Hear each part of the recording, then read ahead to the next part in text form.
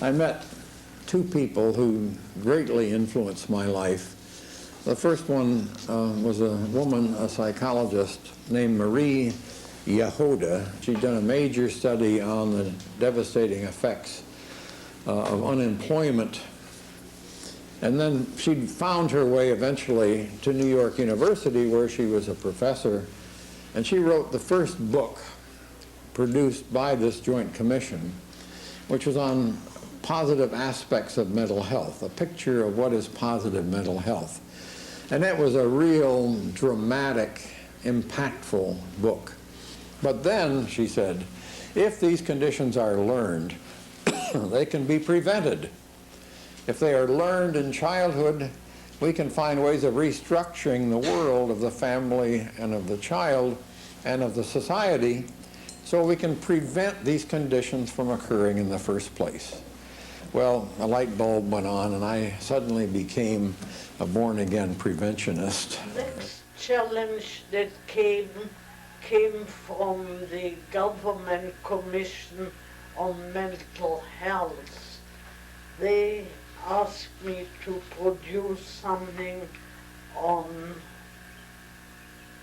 the nature of the social psychology of mental health. We first discussed the need to define for mental health research a reachable goal, because just to describe illness after illness was apparently not enough for people who wanted to help, and it didn't certainly indicate what social circumstances could promote or hinder mental health. As community psychology as a field really benefited from 2 decades of social science research about the contributions of social structure on individual behavior.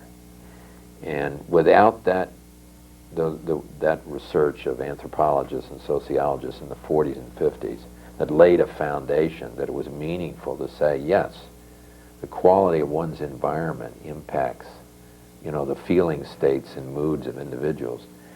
I don't know that the community psychology movement would have gotten the jump start that it did at Swampscott. A group of rebels were rising, and the effect, there was, remember now in 63, there had been the Community Mental Health Act, things were beginning to move. Then, remember, you can't understand the psychoeducational clinic except that it was created in the early 60s, the legendary 60s.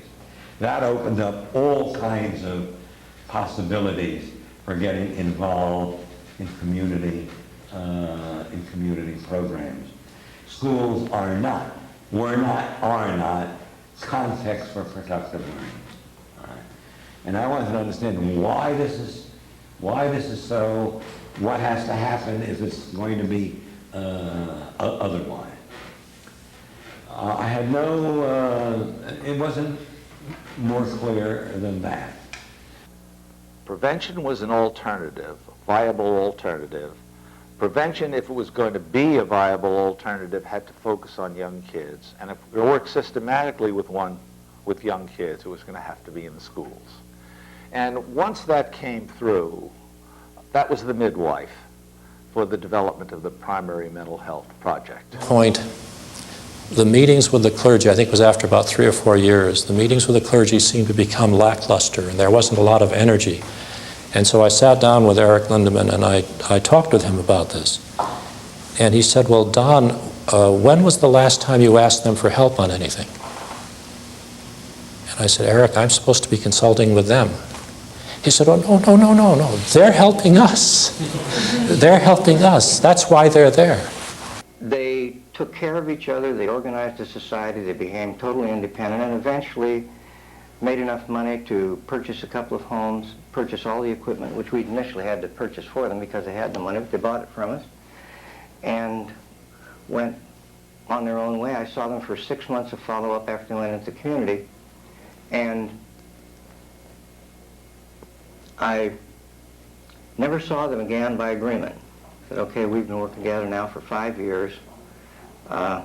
we really like you, Dr. Fairweather, but we think you should go. You know, we got our own society and so on and so on and so on. All this, the whole process was one of training them in terms of decision-making, task orientation, helping one another, taking care of each other in critical situations and all those sorts of things, while the professional gradually backed off. If you want some social change, you better have some good scientific evidence to give to people as an argument that you need to change. Because every person you go to will say, yeah, that's fine, but how do you know? Well, here's how we know. My colleagues at universities say, where the hell have you been? We haven't seen you in 3 days, you know. And I would say, I've been out collecting data. Yeah, in what laboratory? You know, well, St. Louis County is a great laboratory.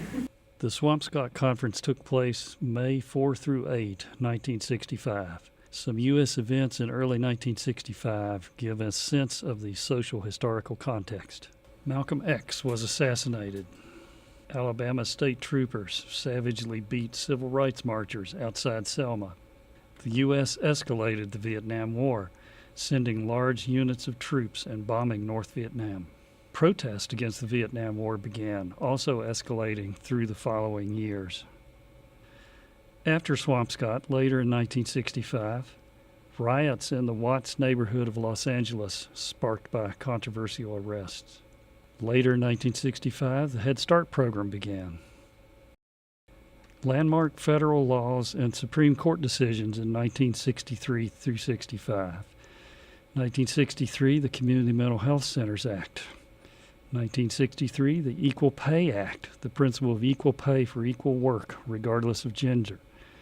1964, the Civil Rights Act, and 1965, the Voting Rights Act. In 1965, the U.S. Supreme Court struck down state laws banning contraception. In 1965, the Immigration and Nationality Act increased immigration to the U.S. This is the signing of the Equal Pay Act in 1963 by President Kennedy.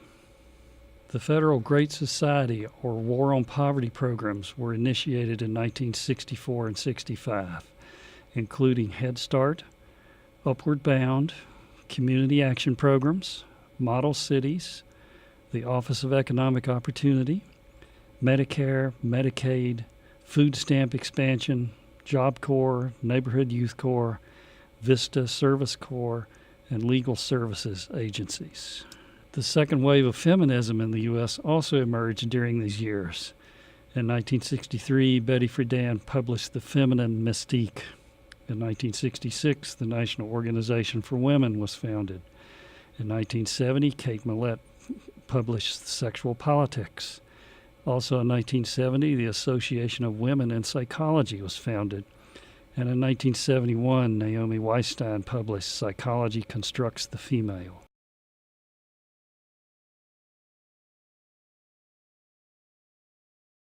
There was a whole yeasty activity going on around the country, and a lot of psychologists, a lot, 20 was a lot, of psychologists around the country were involved in, and there were some issues that they were having with their fellow psychologists, their fellow clinical psychologists, just like Lindemann had issues with his fellow analysts, people wondering, what are you people all about? What does this have to do with clinical work? What do you really know about prevention? How can anything? So the sense was we needed to have a conference, that it was timely to have a conference that would bring together people from around the country and really share our experiences and try to figure out what was the role for psychologists within the community mental health field, because these were the sort of the pilot people who were out there working the field. We wanted to get funding from the National Institute of Mental Health. Being realists, we decided we were going to have this far enough away so it would be very inconvenient for people to leave the conference and to visit the sites. And so we began to think of places and look at places in the suburbs of Boston. And we came across the town of Swampscott, which is about 20 miles north of Boston. The second thing about it that we found attractive, it was on the shore. It used to be frequented by Boston Brahmins maybe 40, 50 years earlier. Very lovely place. New Ocean House. New Ocean House, it was called. We wanted a setting that was conducive to cogitation, to thinking. And actually groups of people would sit down along the water under a tree and carry out this function. So the setting, I think, really was remarkably successful. We had small discussion groups. We had facilitators of those groups. We had a lot of time for people to get really acquainted and to tell their stories about what they were doing and what they were coming up against. Robert Reif at Swampscott. Robert Reif's Swampscott plenary address emphasized social action based on his work with members of low-income communities. The following are quotations from Reif's address. The aim of psychotherapy is self-actualization. The goal of the Community Action Program is self-determination. Another aspect of the poverty program is the idea of the indigenous non-professional. The middle-class professional, when he says he likes to help people, means that helping others is a humanitarian principle. There is an element of noblesse oblige. The indigenous non-professional, when he says he likes to help others, tells you, well, why not? Someday I might need help. I'll help him today, tomorrow he'll help me. All of which makes for a very important, crucial difference in the things an indigenous non-professional can do. I don't think any of us, maybe you did, but I had no idea that this conference would create such a ripple effect that it had. The details of that conference for me have faded into the background. The excitement of that conference is like it was today. It was one of the really highly significant events in my life, and I suspect in the lives of many of the people who were there. It was like we found one another. There really are supports there. We are not alone. And there's something really exciting here that we can be engaged in. That the conference was an inspiring mandate for all the psychologists present to free them up to develop new ways of doing research or service. I think it was a liberation in that sense. I don't know that it was a radical, it sanctioned a radical paradigm. It certainly was liberating.